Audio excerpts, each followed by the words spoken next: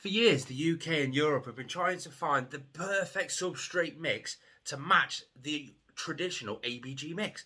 Well, have we found it now in this Prorep BioLife forest substrate? That's what we're about to find out in this Bioactive review. To get the perfect tropical substrate for any tropical enclosure, whether it be semi-tropical or fully tropical, you need to have a few components within that substrate. You need to be able to find a substrate that's going to be absolutely amazing for the cleanup crew. A substrate that they can devour, they can eat, they can live in, they can eat the substrate to poo it out to then fertilise the substrate for stronger plant growth. It needs to be able to compact down nicely for the plant roots to really embed into, making your plant growth extremely sturdy so nothing can just randomly knock it over. It needs to be fluffy enough to allow for the water to drain through the layers really nicely, but on top of that, compact enough to allow for the water to rise up through the water table, the drainage layer, through the layers of the substrate, both supplying the plants with hydration and the air, the humidity. It's got to be able to be clean, quality humidity for that specific enclosure. Now, the ABG mix that you see all over the internet from the US, that does it absolutely perfect. And in the UK, we can't really find a substrate that works like that. There's not one that's good for plants and animals. But is this it now? It comes highly recommended, so let's give it a test. So let's start with the pros and cons of this particular product, because on this channel we do a fair few reviews and we would like to do more. So if there's anything you want to see get reviewed in the future, let me know in the comments down below. What are the pros and cons? Let's start off with the pros and leave the cons just until a little bit later. Now the pros, we have to get it open, is check out how fluffy that is. That's not just like a cocoa fibre dust brick that's got a bit of humidity in it. Let's get some of it out and physically show you.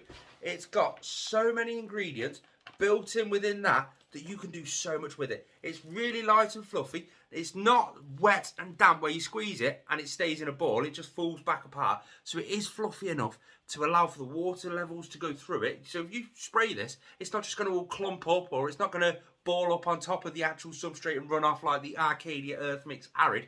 Granted, that's arid. This is tropical. Now, it's got loads of components built within it. So you've got your bigger chunks of actual wood, moss, chips. There's loads of stuff inside this. You've even got charcoal. I'll explain the charcoal a little bit later. So the wood is going to be absolutely beneficial for the cleanup crew. The cleanup crew will sit and eat that rotten wood and then again poo it out. That's then going to fertilise the substrate, making it an extremely fertile substrate for your plant growth. Your plants are going to thrive in it. Not just that, but it's going to help clean the air humidity within that enclosure.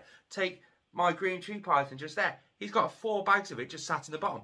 So is my royal python down there. Granted, his lights are off. It's the middle of the night. It's the middle of the night. Sue me. See how lumpy and bumpy it is? There's so many different textures within that, so that'll be able to compact down in the bottom layers. If you've got a really deep substrate layer, those bottom layers are just going to get more compact, which is going to help the plant roots actually grow into it. The charcoal. The charcoal is a fascinating tropical mix additive, so to speak. There's a piece just there. Piece of charcoal, just loads of random little pieces. What does that do? That neutralizes the pH level within the substrate.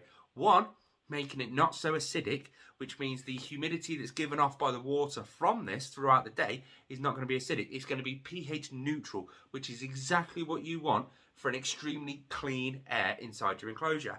With it being a tropical mix, you're going to start needing a clean humidity. It will naturally give off humidity, so you want it to be clean. Especially if you're using something like this for dart frogs, they attract all their nutrition through their skin. So if they're bouncing around on this, it's just going to make it that little bit better. Now you can go ahead and buy all these little bits and stick them all together. There's little bits of sphagnum moss there as well. But that just adds up to a high cost at the end. Why? When you can just buy a bag, it's ready to go, straight out the bag, just chip it straight into the enclosure. As you probably saw when I built my big Royal Python Bioactive enclosure, if you didn't see it, I'll link it just up there. I just poured the bags in, moved it around, compacted it down, put another layer on top of it, boom, sorted. Jobs are good. There's no mixing, there's no trying to get the right bit of this and a bit of that. It all comes in one bag and it just goes straight in the enclosure. That's a massive pro. I mean, let's just put it this way. What's the point in trying to work out what percentage of cocoa core you need, what percentage of orchid bark you need, what percentage of white rotten wood you need, how much charcoal do you need to have, how acidic is the mix that you've made, and how much charcoal should you need to add into it. There's no way of definitively knowing exactly how much of exactly which ingredient you need to actually add into your substrate to provide the best air quality and the best substrate within your enclosure. This has just got it all done for you. Another pro is you don't really need to use it just for tropical enclosure. It's not a one substrate will do just one task. You can do it with, you can do so much with it. Right now, here, as you speak, you can see me doing it right now. This is me making a tropical grey isopod cleanup crew culturing pot. That's it. I've just put the substrate straight into the tub just there. I compact it down. I add a little sprinkling back on the top. A little piece of white rotten wood. Just crumble that in there. You can tell it's rotten just by how easily it crumbles up nicely. Leave that in there. And then I simply get the tropical grey isopods, because let's face it, we all need isopods. I'm just going to drop them straight in there. I'm going to give it a little bit of a jiggle.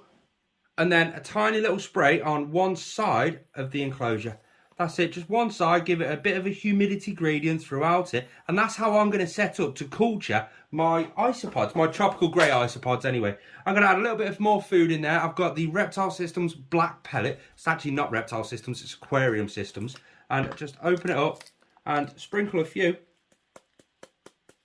And that'll do them for a week, because this substrate is also really good at retaining humidity. Stuff like my green tree python gets misted down every single day, and the water goes through the layers really well, but it also comes back up through the layers and give off a really clean humidity. But my royal python gets misted down once a week, and it keeps a nice stable humidity throughout the entire week between each misting. A really nice stable humidity, and that's perfect. You can use this for so many different options. But the biggest con, there is a big con with this, the price. Now, they say one big 10-litre bag, just like this, is for 1 square foot of your enclosure. So if you're like me and you've got a 5-foot enclosure down there, you're gonna need 5 bags. Granted, I added a little bit extra sort of cocoa core into the bottom layer just to help it compact down that a little bit quicker. But you're gonna need 1 bag per foot of your enclosure. Now the question is that worth it? Now, a substrate that's both great for air quality, so the air that your animal's actually breathing in is a really good quality, thanks to the substrate and the live plants that are inside that enclosure. You've just seen that light turn off, right? That's a sunset and a sunrise that I've actually built in with that enclosure. So, hold on, I'll take you over there and I'll show you what I mean. This is a little off topic, but you've just seen it, so why not? There you go. It's my green tree python enclosure. This rack thing at the top, I've got a New Dawn LED plant grow light there. I've got another one over there. You can see how they're slightly angled in all different ways. That's just to the wavelengths of actual light. And that side is the UV light. So at night, like it is right now, that back one goes off first. Half an hour later, that one goes off. And then half an hour later, that one goes off. So it just creates a visible light and a UV reduction, just replicating a sunset. It's just going a little bit further than actually anybody else normally would, and it's working really well for me. Hence why I've got a couple of dead plants there that I'm trying to bring back alive directly underneath one of the actual lights. I'll tell you one thing though, you see these plant grow lights, these LEDs, they're just LEDs. Well, Reptile Systems have brought out that lamp, and that lamp obviously, the same one, that give off UV, as well as being an LED plant light. Now the joy with them being UV, and them actually being able to nail down a good UV LED, is quite simple. LED lasts longer. The UV that will come off the LEDs is going to last 3 times longer than what a strip UV would. I've just saw them actually announce it. I heard about it a few weeks ago, but I didn't hear anything like solid. They've kept it really under wraps really well. And on their Facebook page, there's a video dedicated to it. And they're showing you the tests and how much UV is actually coming off them and how much... they're just doing a load of tests. Definitely go over to the Reptile Systems Facebook page to have a look at that. I'll also link it in the description down below. I can't wait to try those LED UVI lamps. Solely because this one here, my morning gecko enclosure, currently you can see the top of it there. You've got the dome light there, which is taking up the whole full front half of that enclosure, And you've also got that one just there, which is the Pro 10 LED plant grow light. I haven't got space for UV on there, and it's killing me because I'd love to be able to provide them with UV. With that LED UVI New Dawn lamp, I'll be able to change the Pro 10 to one of those New Dawn LED UVI lamps. That's a big mouthful, but that's what it is. And they'll all be able to get UVI, and the plants will still be able to get the LED plant grow aspect. I can't wait to have a play with it. I'm actually really proud of that enclosure. Granted, this I'm toying up with the snake that's in there. The green tree python is really active. He's under an infrared heat projector with UV lights and the extra lights and everything. He's got the space, the bioactivity, and there's not many people that will put a green tree python in a bioactive enclosure. So I'm still trying to figure out the correct plants that would suit him, because he basically knocks them all down, he rips them to pieces when he moves. So I'm just trying to work the sturdier plants. That's why it does look a little bit bare. I've got a few plants left in there, and a few that he's destroyed, and yeah, I'm talking too much about that. If you want to see a video on how that was built, it's basically a ReptiBreeze full mesh screen enclosure with a full background, glass front. Obviously the bottom's all blocked off there, fully bioactive. Quite an ingenious way of doing the background in there as well. I'll leave a card up there if you want to go and watch that. But is this substrate worth the money? For me it is, solely because it produces a really good air quality for your animal to breathe in, a really good quality of life for your plants, making them a little bit more sturdy. The only plants in there that aren't doing great are the ones that are off the ground and up in the actual topper, which is where he's always moving and knocking things off. He's bulldozing anything everywhere. So this will be great for your plant roots. It'll be great for the humidity, retaining humidity and giving it off. It's just an all-round good substrate. Something I like about this, now, this is something you don't see a lot of companies doing these days. And I don't know why they've not done it, but I kind of like the fact that they've not done it. On the back of the bag, obviously they've got the full write-up of what it's used for, how to prepare it, i.e. you don't need to prepare it, just chuck it in. Make sure you've got enough moisture in it, to depending on whatever environment you're having it. I mean, the green tree python, I'd need to soak it a little bit more. You can see how his lights have all gone off now. For the royal python, I just chucked it in, gave it a mist, left it for a day, and the humidity is absolutely perfect. But on here it's saying for the best ecosystem, so it's going on about the ecosystem side of things. The best ecosystem, you need to have a drainage layer of expanded clay balls, then a barrier, then the substrate, which is perfect for a tropical environment. That's what you need.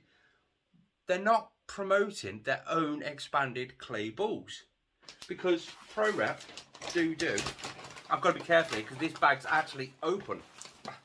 They do their own BioLife bioactive filtration. It's expanded clay balls, but they're not promoting their own product on their own packaging.